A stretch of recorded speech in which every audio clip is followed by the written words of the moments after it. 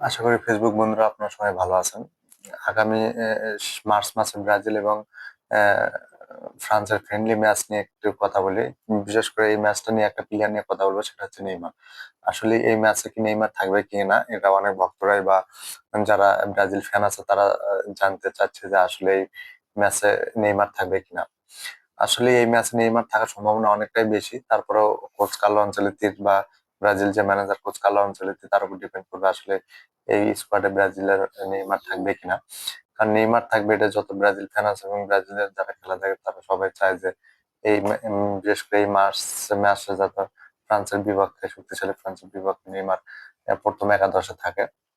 হ্যাঁ, এবং এই এই কারণে কিন্তু নেইমার অনেক ধরনের তাদের যে ফিটনেস ট্রেনিং আছে সবকিছুই কিন্তু সে ভালোভাবে রিকভারি করে যাচ্ছে, এবং ব্রাজিল লিগেও কিন্তু সে ম্যাচ খেলা শুরু করেছে লাস্ট অপারেশনের পরে। আমার মনে হয় কোচ কার্লো আনচেলত্তির এই মুহূর্তে উচিত তাকে দলে ফেরানো, যত ফুল টাইম না খেলালেও কিছু টাইম খেলানো উচিত। কারণ বিশ্বকাপের আগে যদি নেইমার ম্যাচে থাকে, এটা কিন্তু ব্রাজিল ফ্যানদের বা ব্রাজিল যারা অন্যান্য ফুটবল প্লেয়ার আছে যারা খেলতেছে তাদের কিন্তু একটা আত্মবিশ্বাস বাড়িয়ে তুলবে।